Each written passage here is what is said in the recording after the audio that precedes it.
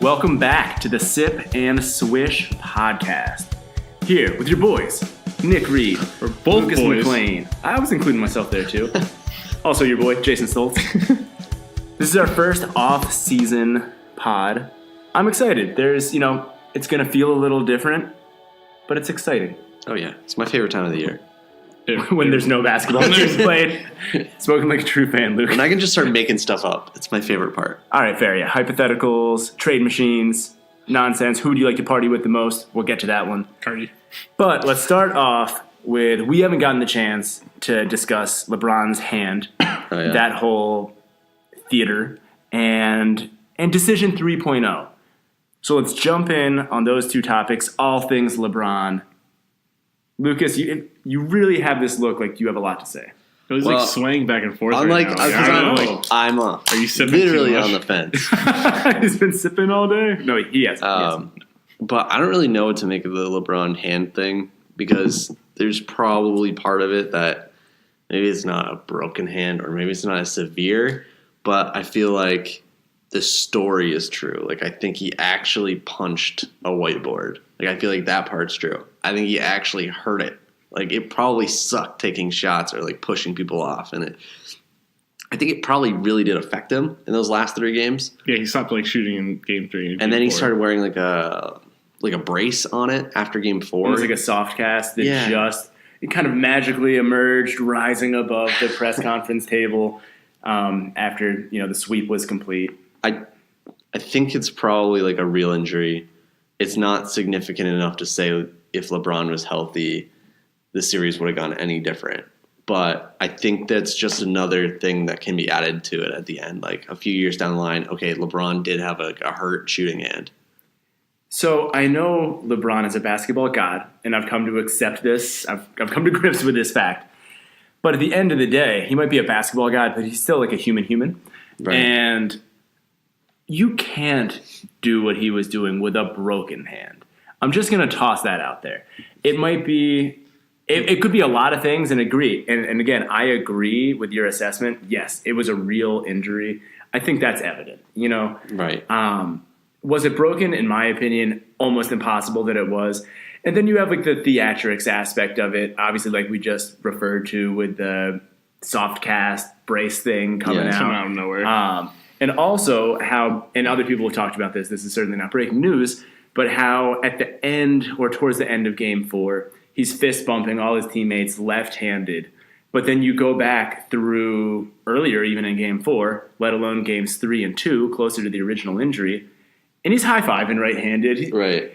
This is why a lot of people, and myself included, have had issues with LeBron, because it's all about, he's maniacal about controlling the narrative. And this is just like the newest way that he was just like, I'm still going to control the narrative. Yes, I got swept, but guess what? There was this. Right. There's always that asterisk. It just comes off as a little silly, to be honest. It's the first year I've ever defended LeBron in any way. This year feels weird. Like I always attack him. And so now if I try to think of myself if it was like 6 months ago or 8 months ago, right? I'd be like, okay, this is just like, it's the same thing when they were making fun of Dirk for having a cold that game when he had like 104 fever or whatever. Which was super messed up. It was messed up, and something like, this is still the same LeBron, like mentally being like Dirk is German. He doesn't fake shit. Right. I don't even think like fake is a word in German. No. They have like words with like 100 syllables, but guess what? Not one of them means fake. Yeah. I don't know how this rumor like leaked. I don't know how it leaked. I just assume it was some teammate and he was bitching after he smacked his hand on somebody. It was like, I fucking broke it. And that's probably just how this spread. Well, it was like, I was just listening to the Low Post and he said that Bill Simmons pulled him on and they were doing a thing for Bill Simmons' new HBO show about the finals. And Bill Simmons like, hey, Lo, did you hear about how LeBron like hurt his hand? And that was pre-game 4. Yeah. Pre-game 4. Like, I think it was after game 3, and everyone's like, what? And even Steve Kerr was in the podcast list. I had no idea. Like, none of us had an idea. Yeah. It just seems crazy that they could keep that under wraps. I think it unless they're just shooting him with, like, cortisone in his hand so he couldn't, like, feel it. Maybe those locker rooms are more, secure. in like rumors than we actually think it is sometimes. If But you ask David West, he'd say they are. If you ask the Clippers locker room, I don't think they think it's secure. no, Nice. that's a good one. Can we take a quick left turn? You guys have any guesses about what might come out over this summer regarding what David West said, that there was so much going on in that locker room and that it's basically just a testament to the character of the guys that we didn't already hear about it? There was the rumor that they were like, the two of them were with the same girl, but neither of them knew. There was that rumor. They were dating the same girl and didn't know. Then there was the rumor that Curry and Draymond got into like a fight with Durant because Durant was taking too many shots and wasn't passing, and that's been like actually a problem in the past. Where like Draymond's like, you cannot ISO this many times, but Durant ISOing won them the finals. But there was that whole story and narrative too where Draymond was texting Durant at Like saying, 3 in the shoot morning, more. being like, shoot more. Yeah, I don't. So Draymond's crazy. We all know that. Draymond's I crazy. think that's a balance Durant's never like. He needs to learn how to perfect. I don't think he's getting to that point where he was a game 3. Game 3 he went off. He dropped like 46, right? Yeah. And so efficient. So efficient. And I think that was the game where it was the difference, where he was finding that perfect balance of isoing and passing and moving. It's with once the like Warriors. Durant starts missing, he doesn't know how to like reset and go back into team basketball mode. He just keeps going gunning. And then I could see him after the game being like, but you guys told me to shoot yesterday. And then they were like, yeah, you idiot. Stop. Well, When you make 5 in a row, we're okay with it. Right. But when you miss 5 in a row, you need to figure out how to do something else. And Kerr himself has said that they haven't 100% figured out how to incorporate Durant's style of play into what essentially is Curry's style of play. Right. So maybe that's even better next year. Maybe they're even better for that next year. But enough Warriors. God knows, enough Warriors. So LeBron, decision 3.0. Do we have anything else for the hand? I feel like we... No, the hand is It's open. the hand is dealt. Wow. I was looking for a pun or something, and you found it, sir. You're killing it. Clippers locker room, hand is dealt. This is what happens when I come prepared. right. Okay, So LeBron. decision 3.0. So LeBron was in New York yesterday. Yes, yesterday. Right, you're breaking news to me because I didn't hear this. Genie Bus tweeted out, and I saw this morning. Do not ever underestimate. ... Nothing else to say. Location set on Manhattan, New York. Very cryptic. Very cryptic. Just happens to be there. And there also happens to be a photo of Kawhi Leonard in New York walking around. Mother of God.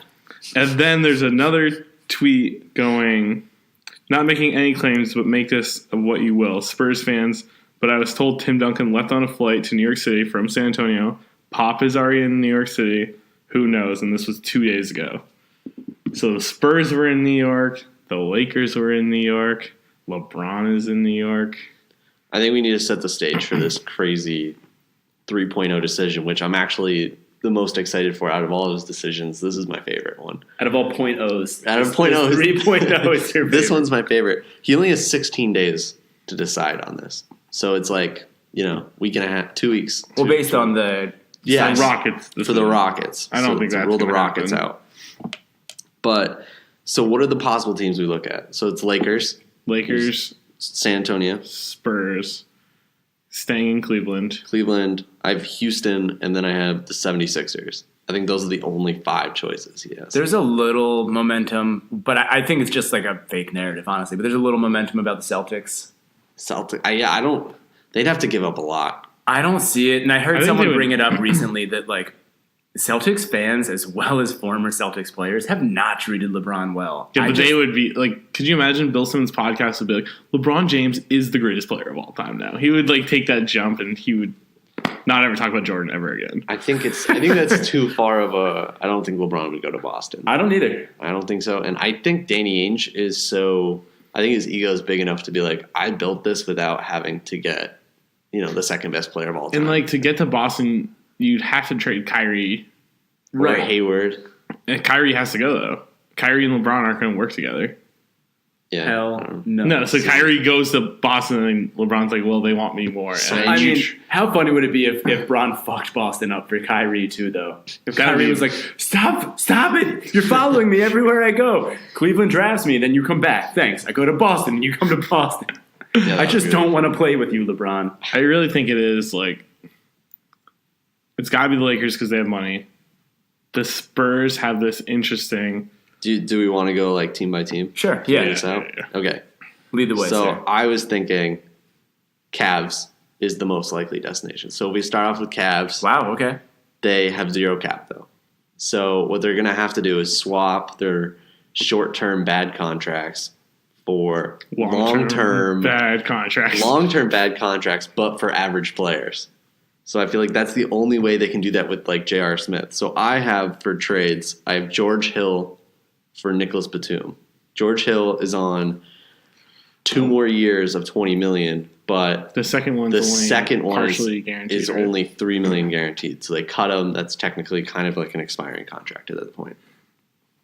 So you get Nicholas Batum for 3 more years at $22 million.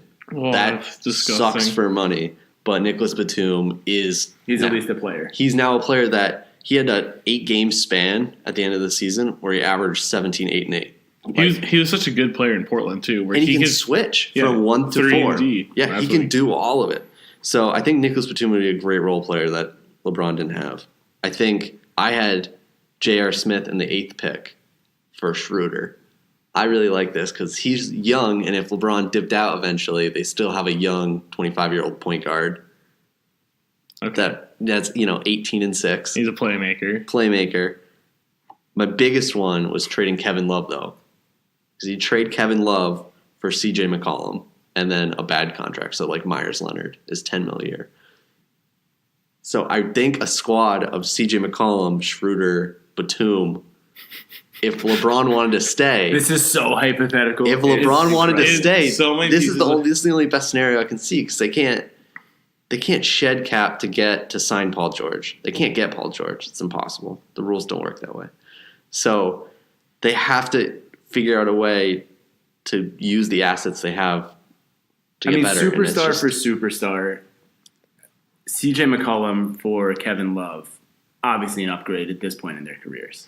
I think for both teams it'd be like perfect. I think it'd work really well. The Trailblazers get I think Love will be better without LeBron, to be honest. And it's not even a knock on LeBron. I just think Kevin Love, it's time for him to have a new situation. I think the Trailblazers are in a spot where they have to pick between Lillard and CJ. And you always pick Lillard. And you have to pick Lillard. You do, yeah. So CJ is going to leave at maybe a value less of CJ, but it's going to be a addition by subtraction sort of deal.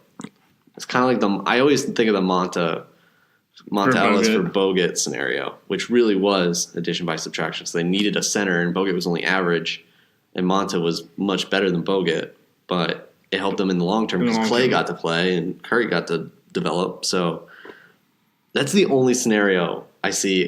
They can shuffle players around, but you're still saying Cavaliers to you is the most likely? I think so, only because he keeps reiterating that family is the biggest thing for him. And that's why his family's enrolled in an LA school. One of his kids is in an LA school.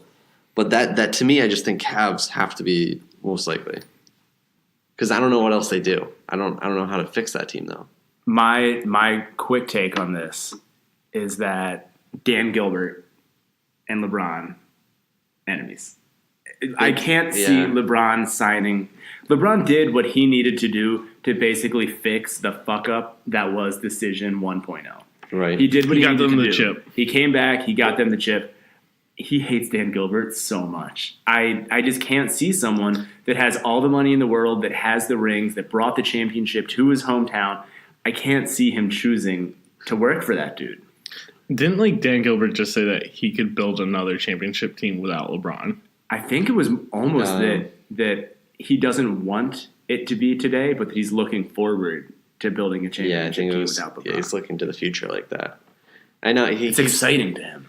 He keeps shooting himself in the foot, but I just think it's going to be hard for LeBron to leave again for whatever reason. I don't know why. Nick, what do you think? Do you agree Cleveland most likely? I think Cleveland's got to be like. I don't think it's the most likely at this point. So I just think like you said, like the cap situation for them is so bad. They have to make so many moves. Yeah. And they already traded like half their roster last offseason. Or last mid-season. I They meant traded half the mid-season. roster, but they've made some dumb trades. But It would. I just don't see it. I don't see it at this point. whatever. What is his name? Kobe Altman. He's really gonna have to if he's gonna be a GM. Like he really needs to pull the trigger on everything. Like if he's going to be a GM beyond next year. Yeah, he needs to pull the trigger on the 8th good. pick in 7 days. This pick has to be traded. Like they could trade it. That technically could be happen tomorrow. This trade could happen. JR, they wasn't there something that was it just at the trade deadline that they couldn't trade both their picks? They can't trade both their picks, but this isn't their pick. This is the Nets pick. Yeah, I mean, so at the trade deadline, they can only trade one. So now it doesn't matter. Now they can. Yeah, now it doesn't matter. It's going to be next season's or whatever. They can trade. And they can always just make the pick for someone else and then trade that player. Okay. Mm-hmm. Yeah. So that's how trade draft night. Yeah, draft night's just a wink, wink. We got you. We'll draft that player and then trade it to you later. But so I'm guessing you think the Lakers are the most likely. So, I think at this point, I think you get George, or even somehow you just trade for Kawhi. Like the Spurs don't land LeBron, and Kawhi's I want to go play with LeBron. So the way I look at the Lakers though is they have $62 million in cap, right? Yeah. Their biggest thing is Luol Deng, who has 2 years left, which we can either stretch which you could stretch or trade with. But say you can just straight up sign LeBron for max at 35. Right. And then you can sign Paul George at 27 a year. Right. But then the rest of your team is Kuzma, Lonzo, Ingram, Josh Hart, Paul George, and LeBron. I feel like at that point we would almost because we'd have to trade Randall. We might have to even sign and trade Randall before we sign someone. Because I don't think Randall can stay when we sign those two guys. The only problem I have with this that would be a shame because I'd love to see him play with those guys. I think it'd be interesting. So I don't know how you can get. So I think you'd have to pick between Kawhi or Paul George at that point. I don't think we could get all three. And then you guys still don't have a center. Well, yeah, we just sign someone. You won't have any money, is what I'm saying. If you get those two guys at near max, but you could grab a David West type. You could grab someone who's got 1 or 2 years left, an old that's just down to take a real run at a championship. My one thing is I don't know if that makes the Lakers championship contenders.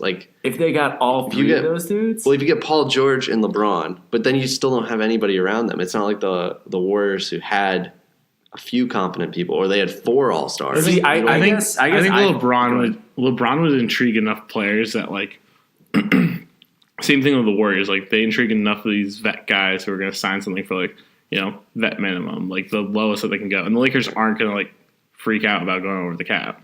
They're just going to be this is fine. We'll pay whatever we have to pay. Well, you can't sign over the cap is the problem. You can only trade over the cap. And which I think is when we're going to make some. We'll have to trade I don't know if Ingram stays if we get LeBron and Paul George. Well, I was just going to say, though, if Ingram is your third or fourth best player, you're making a run at the Warriors if he's your third or fourth best player. And in the scenario that you laid out, that's exactly what we're looking at. Right.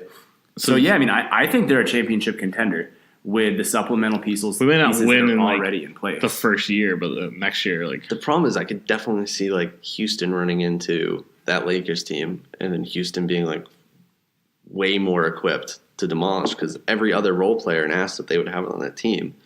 Well, Houston's also going to run into a situation with their salary as well. They're just not going to get LeBron.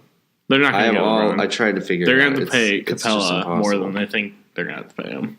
That's fine. I mean, they're ready to go over the cap. Well, and there's no chance that you could get LeBron and keep CP3, right? You could, but you'd have to trade Ryan Anderson. You'd have to trade Trevor. I think it's so. Ariza's off the books, so you have to get Ryan Anderson off, and you'd have to trade Eric Gordon, which is so to clear 28 more cap space. You can re-sign CP3 and Clint Capella while going over the cap. You have to re-sign. Is it you have to re-sign Ariza? You have to re-sign Ariza and Luka Badamute. I think so. And then you could get LeBron, and then you'd have to re-sign CP3 to near max or max for 3 years, and then you'd have to sign Clint Capella like $24 million. So they would be paying like $150 million in just cap space, and then pay $80 million in luxury tax. Which the guy who just bought their team is he the UFC guy? I can't remember. The Rockets just sold their team. The guy is like, it's perfectly fine with me spending money. But I just don't think they need to do that though. Like I don't think the Rockets were just one CP3 game away from being in the finals, and then they would be in the Cavs. Oh, absolutely. See, I just think it would have been more competitive, but they would have beat the Cavs. I feel like Houston would like 4-1 that Lakers squad. Maybe. I really think that's what would happen. But then Houston also would have to run into LeBron James. Houston would also have it's the same scenario where like Houston had to take Golden State to 7. They got Golden State got lucky. Yeah, Golden State got real lucky. I don't know. It's just that Lakers team doesn't seem like enough firepower for LeBron to leave Cleveland for. And I think that's the big draw for Cleveland is Cleveland's in the East. And LeBron just carried trash to the NBA Finals. Right. And if he really wants to go for that 9 in a row. Yeah. But think about it like this. Does he, at this stage in his career, going into his 16th season, does he really want to go into it knowing that he's going to have to put a team on his back and carry them like that again? And he's not going to get lucky with the Celtics squad. Like, there's a chance, but there's a very slim chance. Celtics moving up. Sixers moving up. Toronto mentally weak. But I think Toronto's... This is Toronto's year to get to the finals. Hey, I hate Toronto. I was just saying I've been a defender, but like they just signed their assistant. They didn't change anything. They're not. That was funny with that signing the assistant guy. That made no sense. They had total beef with Casey and this Nick Nurse guy. They would constantly fight, and now ownership basically chose the assistant. But I really don't know how that's going to. But what needs to happen there is a culture change, and you don't do that from hiring from within. They need to do a few roster blowups. Like they have enough young, deep guys that they need to get rid of Ibaka. Ibaka's contract's so bad. They really shouldn't have. I don't know if they should have re-signed Lowry to whatever it was. I just don't think. I think Ibaka's contract was just that. That's the albatross contract. It's like $20 million for like 2 to 3 more years. Yeah, it's silly. All right, where else could Bron go? So Sixers. Oh. They have 31 almost million in cap, but that's not enough to just sign LeBron outright. So they have to trade Jared Bayless's contract. That would be fun. Basically, I could just see like Bayless and the 10th pick to Atlanta to just dump the salary. Mm-hmm. Atlanta gets the 10th pick. You sign LeBron. That's pretty fair trade. Yeah. Bayless and 10th pick for LeBron James. I'd take that. But then the team is capped out, and then the team looks like Simmons, Embiid, Covington, Saric, Fultz, and TJ McCollum, and LeBron. So that's the squad. I kind of like that squad more than I like the Lakers squad because, the Lakers don't have any established young guys. I definitely like that better than the Lakers. And then... you do. I really like it. I think that's another struggle where I look at the Lakers and I think like they're not going to be able to get any real significant role players. Where on the Sixers, they would still need to fill out that like 8th through 11th spot of just junk that they could, I guess, pick up. But I think with the type of basketball we play, we play a really atypical type of basketball. Yeah. I think that we can find those Bellinellis and those Ilyasovas, and I think we've proven that there's like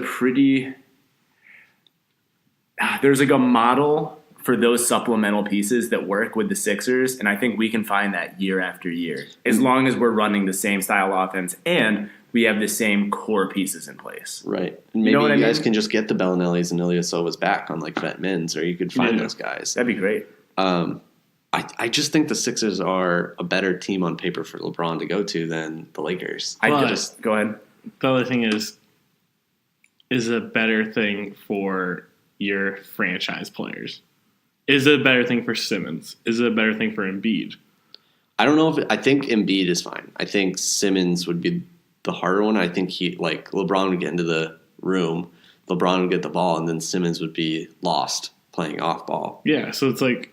But he could learn. I mean, he's always He could learn, he's, or the, you could he's also, the next generational like Magic Johnson. He can develop another skill to play off. or you could tool with like a Paul George, or you could trade for Kawhi. Oh, as a Sixers fan, getting Kawhi is the move.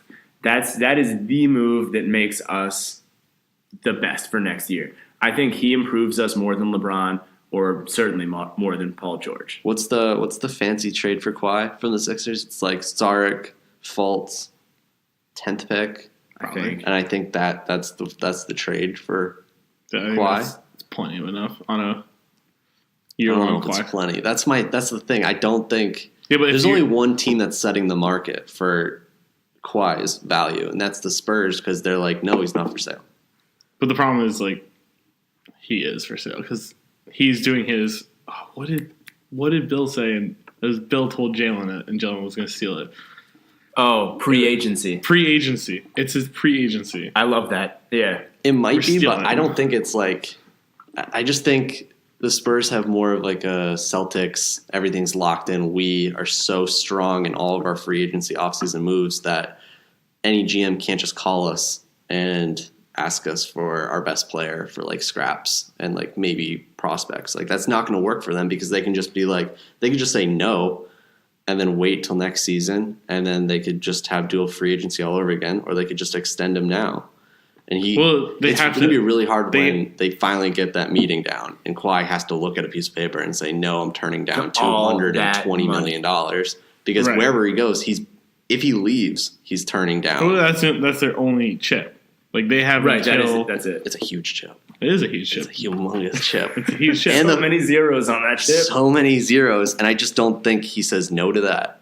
I really don't. So I think the asking price for Kawhi is so incredibly high that I don't think many teams can actually make that trade. But you also need to think: do the Spurs want to pay $220 million to one person And to one person in that San Antonio, where your market's not massive? debatably wronged them last season. I'm not saying that's my take. I'm just saying that there's plenty of Or do you people you who go out and get feel like that. Fultz, a young player who could turn into something? You get the 10th pick, and you also get Dario.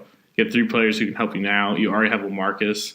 You guys won. They won what, 50 games? Less than 50, but I don't know. I just feel like if they're going to get, No, I think it was in the 50s. I think their mindset has to be the same if they're going to keep Kawhi as if they're going to get LeBron, and as if you're bringing back Kawhi, you're going to do the same thing that you would for LeBron, and that's just shed contracts. Right. Do the same thing. Like this was the hardest one. Was looking at San Antonio to see if they could get LeBron, and it just looks so impossible because Rudy Gay is a player option, so he's coming back. He's not going to turn down $9 million.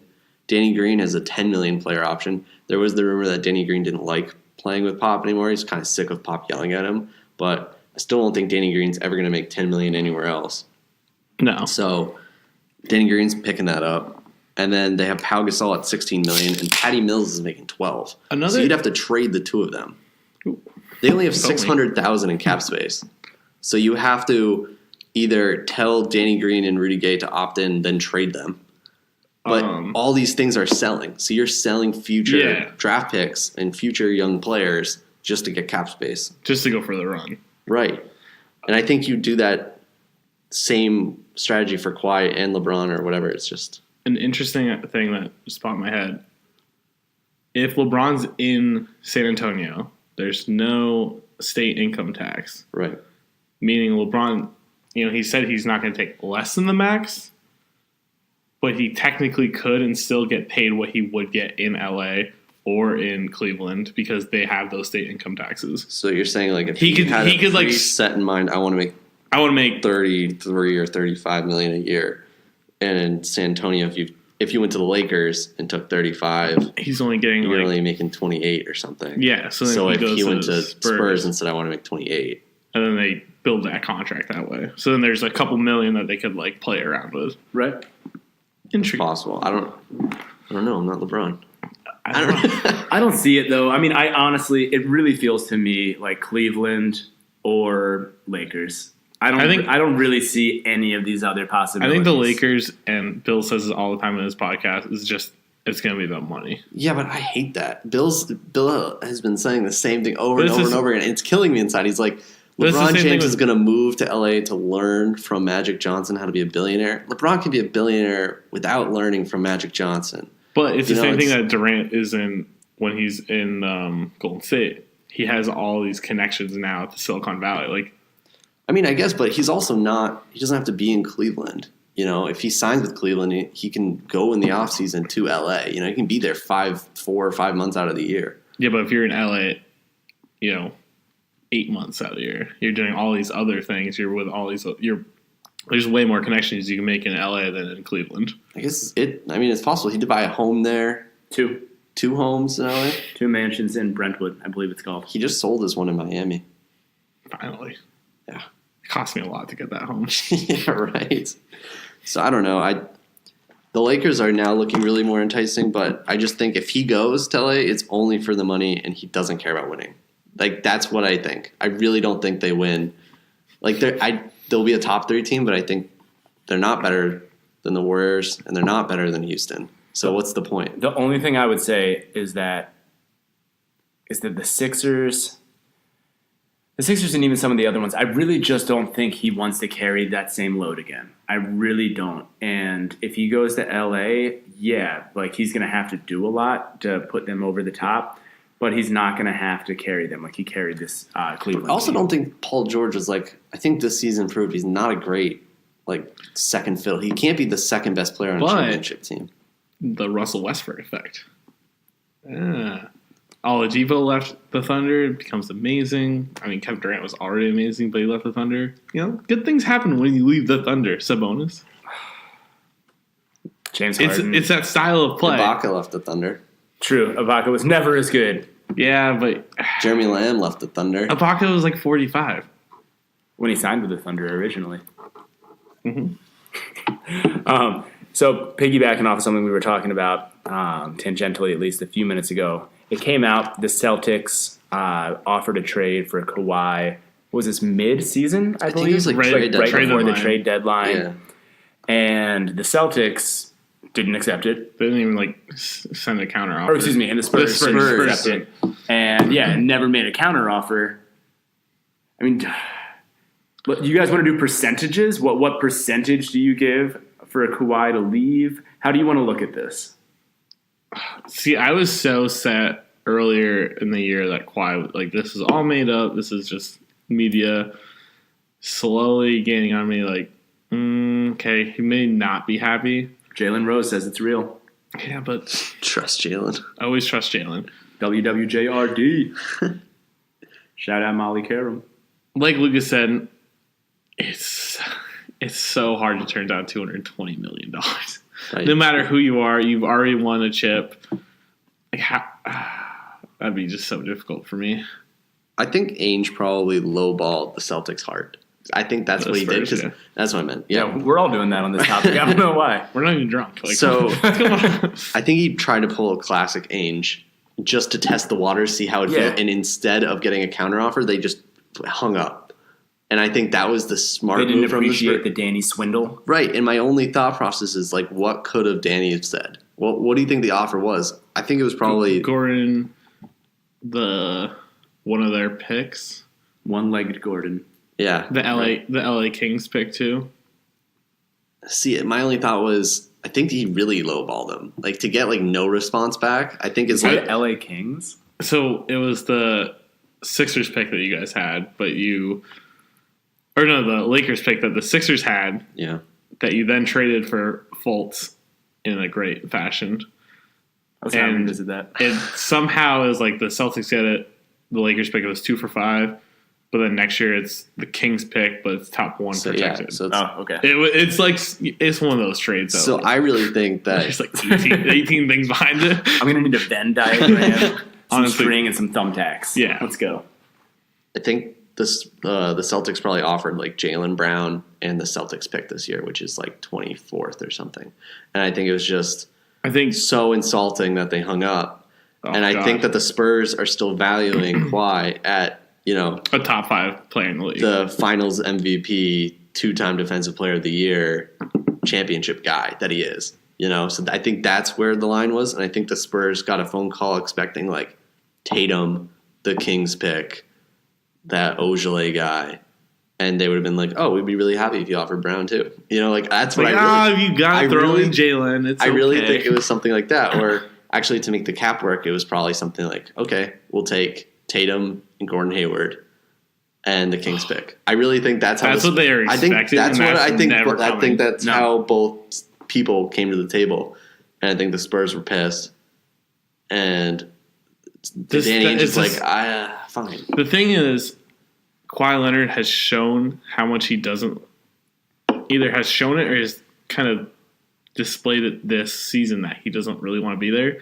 And he does not want to. That cuts the Spurs ability to trade him. I think it would if Kawhi had pulled like not a boogie, like a Melo scenario, or it was like, I want to leave. Yeah, Kawhi hasn't said anything. I don't know if he didn't show up for playoffs. He didn't show up. He's been in New York City for like 4 months now, just rehabbing. I almost don't think you can say anything stronger than I'm not showing up for playoffs. But then a week later, just happens to be an LA Dodgers game. But then I don't know. In the box seats, that some I still think maybe president of operations for the Lakers. Ingram and like 2 future picks could work. Ryan's a Magic Johnson. I'm not saying a Kawhi to the Lakers trade couldn't happen. I think Ingram I think that the Spurs are valuing at like face value 100% healthy.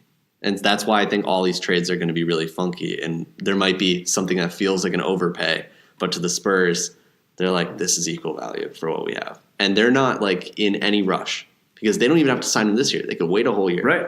And then they'll be like, oh, Kawhi, you're going to sit up 2 years of basketball? That's not happening. Well, that's not going to help his value. So he has then he goes to the free market. And then his value is down, man. Because honestly, you can't bank on someone being a top 5 player when you haven't seen them for 2 years. Yeah, I wouldn't be surprised. He'll play no matter what. Yeah, I absolutely think Spurs are going to play hardball. And I think everybody else is going to have to play their game. So we've got an amazing offseason ahead of us. I'm just like, obviously. This is the problem with offseason. Such an amazing offseason ahead of us. But we've got a special treat for our listeners.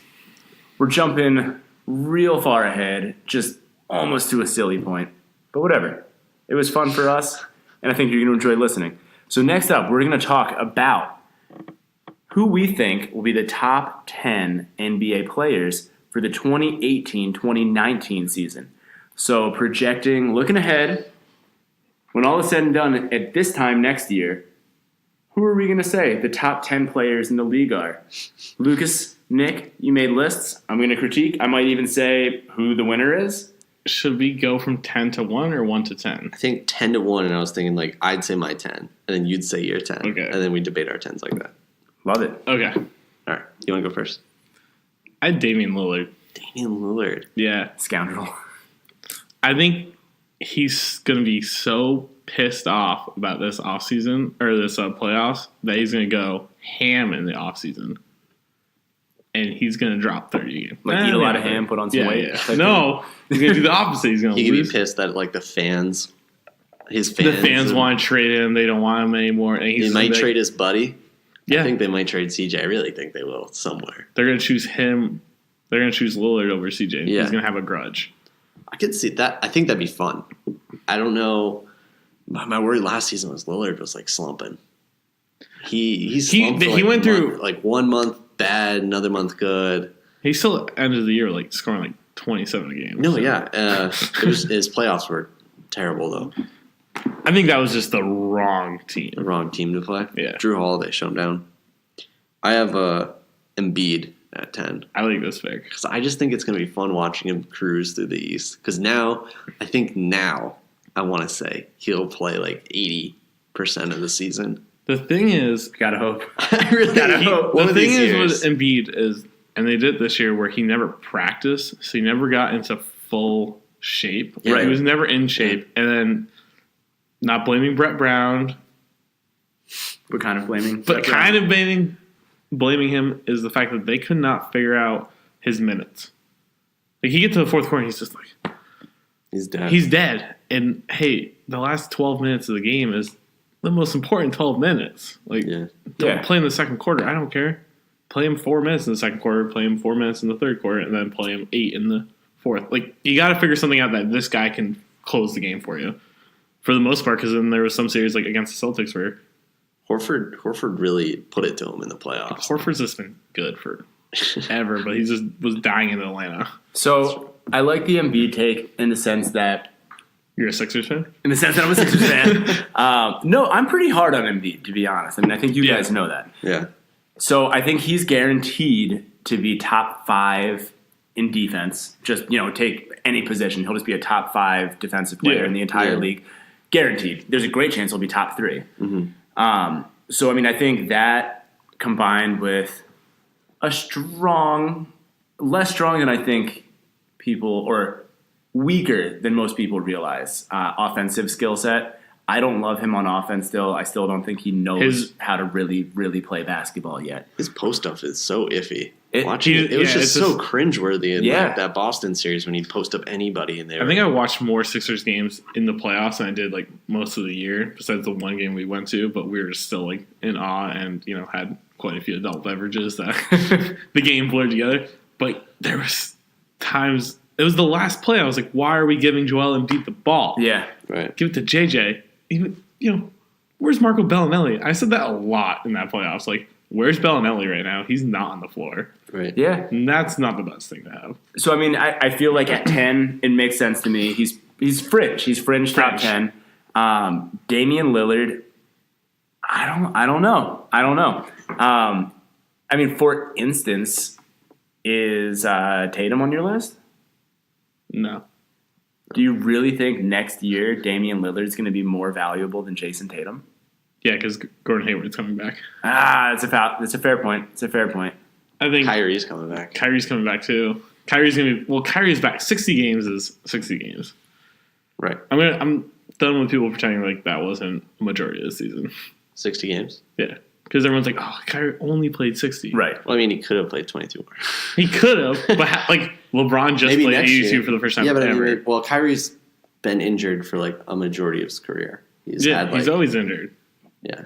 Just got to get him injured in like the first part of the season. And have Right. him ready for the perfect strategy. Miss the second quarter. Is Dame on your list at all? No. Is Embiid on your list at all? No. Okay. They were both, honestly, both these players were 10. Like, Embiid was going to be my 10th. But I just leaned towards Damian. I like the Damian pick. I'm just worried that last season might have been That what is coming. The plateau. Yeah. The plateau to the decline. Yeah. It's going to be a sad decline for Damian. Who do you guys have at 9? We have the same player, don't we? I have Russell Westbrook. I have Russell Westbrook. Yeah. All right. I think he'll stay as top 10. He'll get his stats. I think Paul George is going to leave, and he's gonna for a 3-time average triple-double. He really might. And I think he might. I don't think it's a might. He's going to. And his only buddy is what? Like Adams? And then he might kill Melo if Melo decides to opt in. Melo's opting in. Oh, yeah, because he's not turning down $26 million. He's No, not Melo anywhere. loves money. And then he might sit the entire season because the Thunder will be like, we're better when you're not on the court. Yeah. They can't start him. No, they really can't. They can't play him more than 15, 20 minutes a game, honestly. Could you imagine if he plays 20 minutes a game and gets paid $28 million? I would still prefer that than to play 30 minutes a game and get paid the same amount of money. Obviously, that's, I think that's a safe bet. Yeah. Westbrook number 9. Plus, it's fun to watch him when he doesn't have a running we're mate. good. That 1 year in between, when KD left and this past season, Yeah. it was so fun to watch him. Oh, that triple-double season, Wow. like the first one, we were like, let's go. And then the playoff series against the Rockets, like, I was such a diehard Thunder fan for that series. Westbrook's ceiling might just be being the most entertaining, best player on a bad team of all time. But at least he can take them to the playoffs, though. Yeah. He'll cruise them right to that 6th seed. Which in the West year. is still pretty fucking impressive. It really is. Oh, yeah, because they would probably be like the 3rd seed in the East. Yeah. I honestly think he'll go down as a player that no GM will ever be able to build a perfect team around. Because his best scenario is really just shooters. Like if he had his best scenario Porter on his team, if he had Kevin Love on his team, I really make think it happen. Carmelo for Kevin Love, straight up. But then LeBron still leaves. He needs a bunch of shooters, and then he needs a backup point guard that can create. So if Reggie Jackson wasn't a giant douche and stayed on the team, think that'd be perfect. God, I hate crackhead Reggie. Crackhead Reggie. Number 8. Just like avoiding this. I have Kyrie. I have Kyrie. Oh my god. You guys best friends. Jeez Louise. Do we know each other? Yeah. Kyrie, number 8. Ruby. Ruby. Wow. Shout out Jay. Yeah, that was distracting. I just think Totally that lost my train of thought. Kyrie's going to be the dominant scorer. It's the Celtics offense. Do you want another one? Yeah, I'll crack another one. Classic Brad you. Stevens offense. Classic Brad Stevens. Point guard gods everywhere. I could just see like Kyrie averaging Isaiah. I think he's just going to 29 average what he game. averaged this year. I think it's going to be 25, 5, and 5, but it's going to be super efficient. And they're going and to they're win gonna be the like number 1 seed. 60-something games. Yeah, it's just going to be, he's going to have a dominant You year have like top that. 1 or 2 best handles in the league. Oh, yeah. If LeBron leaves the East, so you're going to have the Celtics, the Sixers, and who else? Like, Miami's going to be okay because they can't change their roster unless somehow they get Hassan Whiteside off there. If Indiana was able to do an upgrade or two. Indiana can make some cool moves to be like They have enough cap third space. best team. Yeah. Which I honestly like the NBA when Indiana's a relevant team. I do too. I like them. Indiana was fun. I'm just trying to think of like There's- the Bucks. The Bucks. The Bucks, but they're capped out, so Giannis is going to have to But they have become peak allegedly Giannis. a coach now. They have a just coach, not GM coach. Right, So they that's have good. Bud as a I coach. can't wait for Giannis to walk. It's happening. That'd be so sad. But I think the Celtics, if Hayward and Kyrie are healthy all year, what are you guys over under like 62 Yeah, I don't know. I think 62 wins. wins? Yeah, I go over. over. Yeah. I'm thinking the over. East is going to be way too easy without LeBron. Yeah, I mean, if I was setting the line, I'd probably go 65. 65. You got a declining Raptors, no LeBron. Oh, I forgot the Raptors. Detroit- I didn't even, yeah, Detroit they're not sucks. a team anymore. We just What is it? something- Every team from like 5 to 9th seed are just actually terrible. They'd be bottom feeders in the West. Yeah. So I don't know. Like half the games you're playing a year are just against like JV squads. I mean, if Boston stays healthy, they get everyone back and everyone's healthy. That's the most ridiculous roster. just a bunch of 6'8" from guys. top who to can- bottom, it's so much more ridiculous than the Warriors. Yeah, it really is. And I cannot wait for Warriors Celtics next year. It's gonna be great. and the Celtics are going to be like Yeah, book it. fresh. Oh, I'm going to gamble on that one. I'm not pulling any more 76ers things. I'm done with you, Jason. That was ridiculous. But yeah, Where are we it's 7. See, we don't have the same one. Where did I put this? Sorry, I switched up. At 7, I have Yeah, there you go. Kawhi. So I think he's gonna have a bounce back year. He was definitely a top 5 player when he was healthy, I but like I that, think but- everybody else in front of him is going to improve. I don't like who I put at 7, so I'm going to switch it. I'm going to put Steph Curry at 7. Who'd you have at 7? James Harden, and then I realized why I have James Harden here.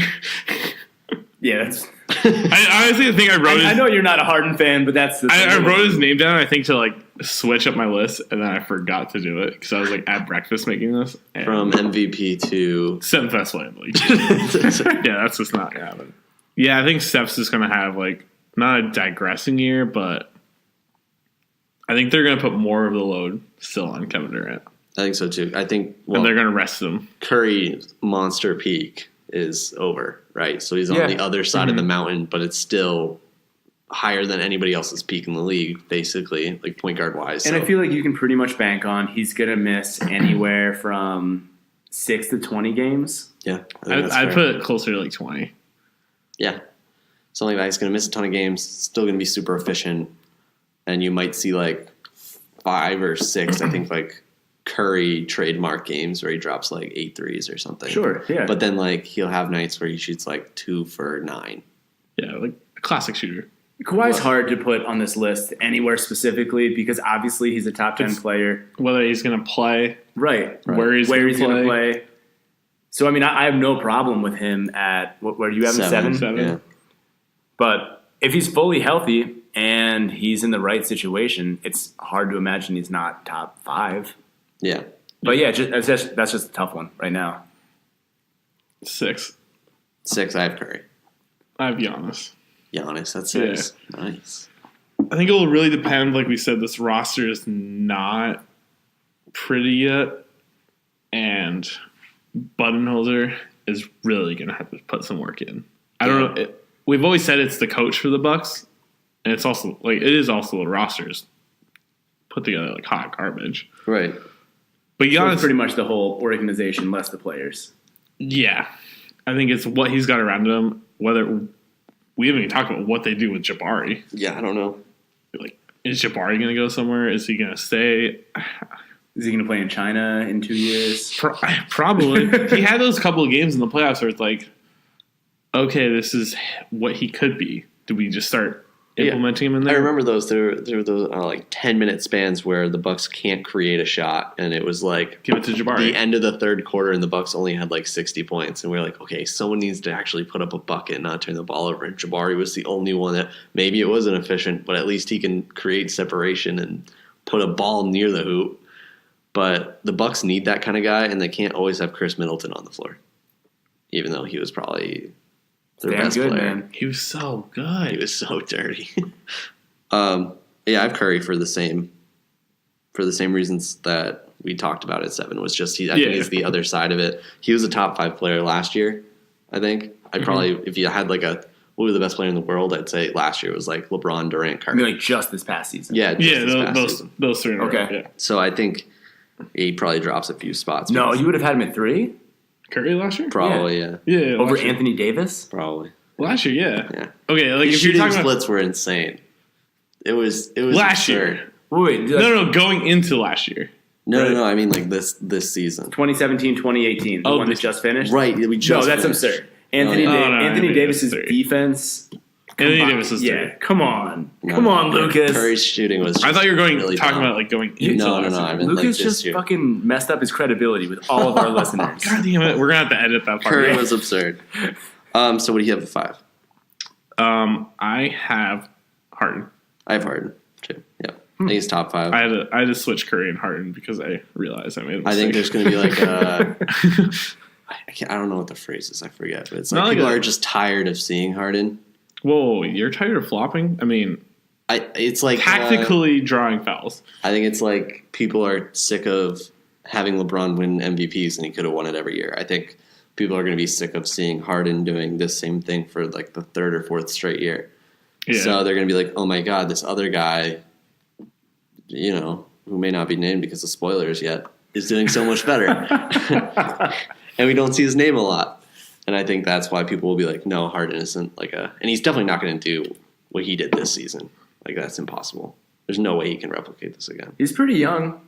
He's not that old. I mean, He's it's a core system. prime right Yeah, now. I don't think it's possible for him to repeat, like a 30 and 8 season again. I think that's impossible.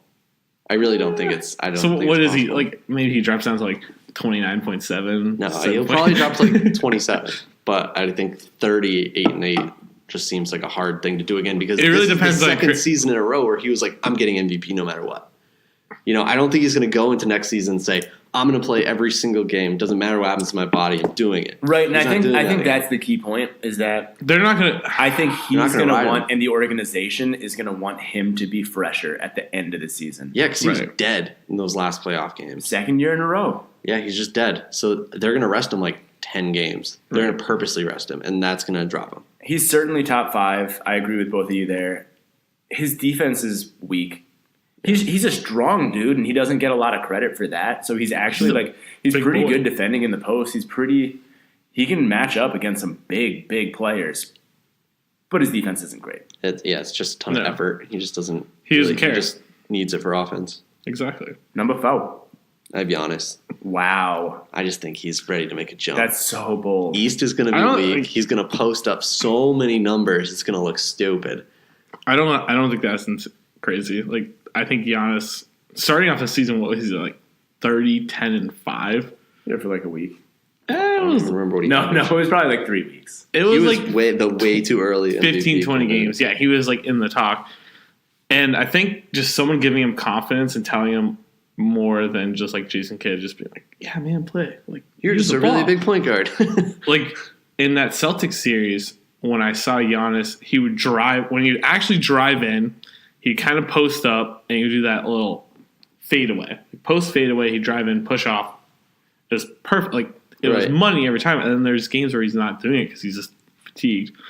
I think Giannis, if he works really hard on his jump shot this offseason, I think that's the biggest weakness in his game.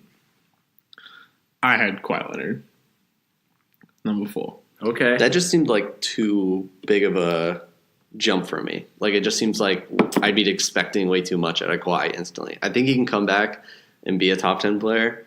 I just think like top 5 would be really hard. I think if he's still on the Spurs, prime, 100% healthy, Kawhi Leonard. I think he's healthy.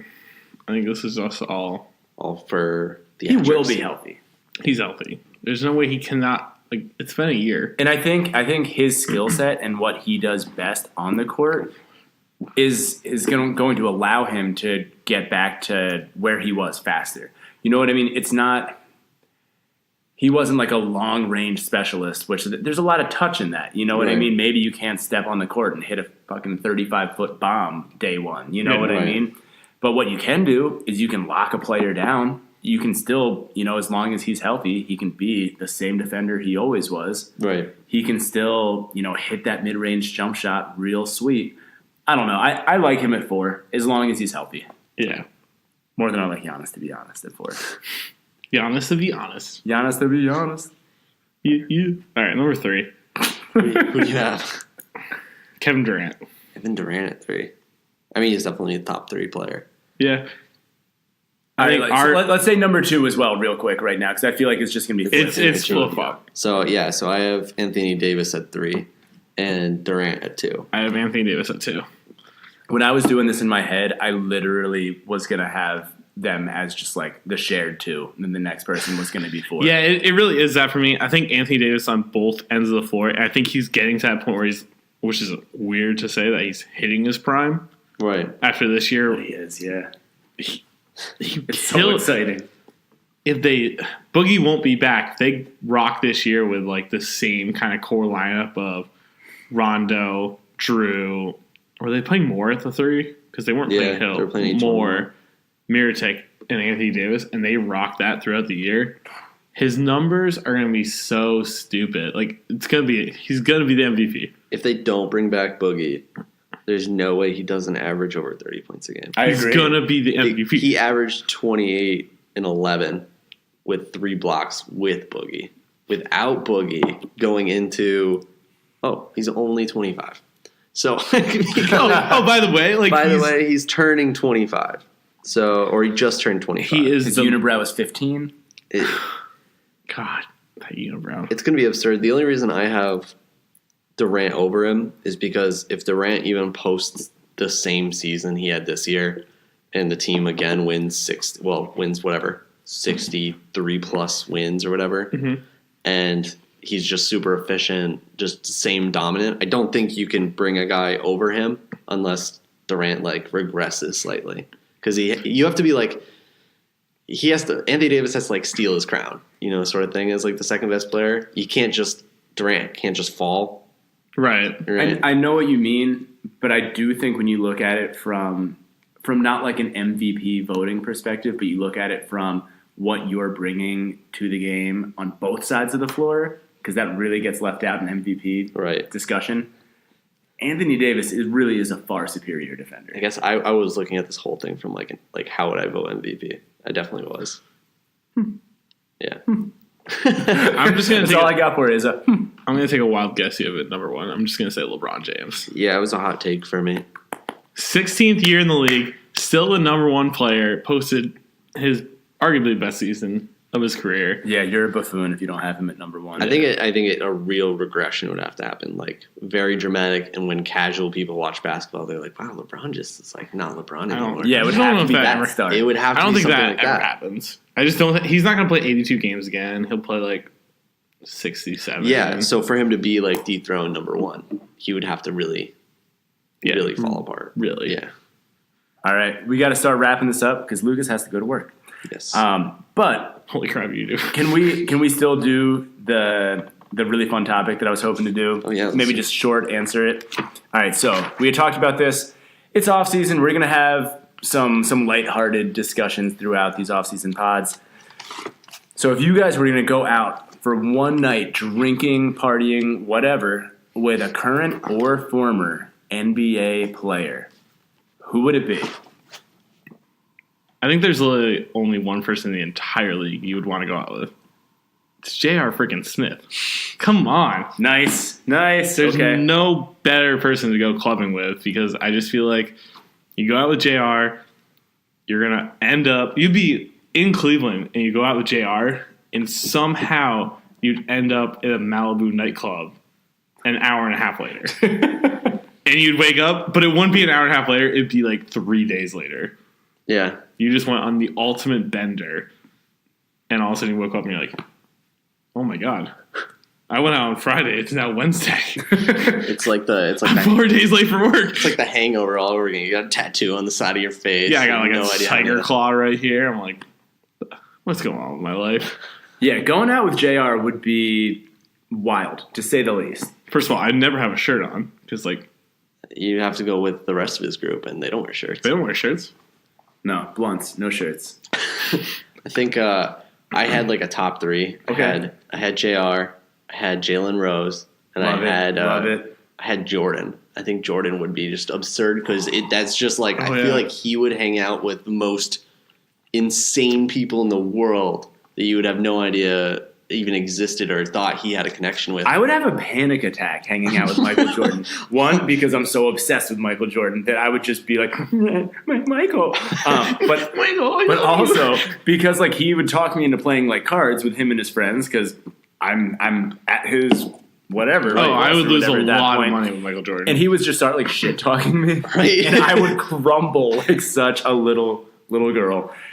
I love the choices, but hanging out with Michael Jordan legitimately scares me. It would be fun, but I wanted to do like I had like an underrated pick. Is my pick. I think hanging out with Bill Walton would be the funniest night in the world. You'd end up taking like what is it? Peyote? Peyote. In the that's desert, you'd find yourself like no clothes on, wandering the desert, and then you'd show up in like Las Vegas, and he's like, "Hey man, you got back." What do you mean? And then he'd tell me like a life story, and it would just be the greatest, Dude, that's a great memorable night. that is great top one. five. That's top five. I just wish he commentated every NBA game, but he only does the Pac-12 basketball. It makes me so sad. I know. Every single NBA Finals, him just telling stories about how he was on some obscure LSD trip and just lost. I think it'd be perfect. That's a great choice. I went, and I'm really surprised that this is where I went. I went with Kobe Bryant. Kobe? I went Kobe because I kind of feel like Kobe's probably, he like knows crazy. this one like cinder block that you fucking tap on, and then it slides in, and then you walk in this place, and there's It's like Kobe memorabilia factory. No, I mean, sure. I mean, he knows that one too. But there's a different cinder block. But no, and there's like Dom Perignon, like friggin' fountains, and there's models everywhere. But it's like it's mellow though. You know what I mean? It's like all of a sudden you walk in and you get handed a glass of like the best red wine you've ever drank, and then Kobe and I just talk basketball. Maybe we eat a nice steak, and there's just like models everywhere, and there's champagne fountains and. I don't know. This is what I'm picturing, and I feel like if I'm gonna go like the NBA lifestyle, that's more my scene than like drinking Henny with J.R. Smith. I see. I don't think I'd want to drink Henny with J.R. Smith, but if he offered me Henny and I was with J.R. Smith, I'd drink an entire bottle. See, I just think I'd be in my most element with Bill Walton. I mean, Bill Simmons would be cool. Yeah. Bill Walton. J.R. Smith would just, I don't know. They would do something terrible to me. You'd be in your element with Bill Walton? Yeah, I really think he'd be more fun. Like, I'd be like, okay, like I'm okay with this. Otherwise, I'm just like, Jared Smith's posse is literally holding me down while making me chug Henny. But you don't like hippies. No, but I like Bill Walton. I like Bill Walton. You win. You know what? I didn't even want to say mine after. Like I still like Bill Walton. Idea, but you win. I would go on an acid trip with Bill Walton. I've never done acid, but I would do it with Bill Walton. Oh yeah, I think he convinced me like within 30 seconds. Couldn't you imagine Kobe's night though? I could see it just like that. You tap on like some brick wall, and then the wall opens, and it's just black, except there's some guy on a chair, and he's got a table in front of him. And Kobe's like, "This is it. this is the greatest night of your life. And you walk up to the table, and the guy puts down 3 shots, but the shots are like made out of stone, and he just pours this liquid into it, and Kobe's like, just get ready. and then you drink it, and he's like, that was just some fermented, and then he just goes off on this really big tangent on what it was, and then you literally just black out right and there. And then you wake up in a Denver hotel room. Oh, no. Oh, no. I can't even. I'm done. I'm killing it today. All right. That's how we end the pod. Yep. Nick, tell the people where to find us. Twitter at Sip and Swish. Facebook, Sip and Swish NBA. Make sure you're following us, subscribing to us. God, I can't speak to it. On any format that you get your podcast. We're on everything. If we're not there, let us know, and we'll put ourselves there. Thank you so much for listening. Enjoy this NBA offseason because we are going to enjoy it a lot.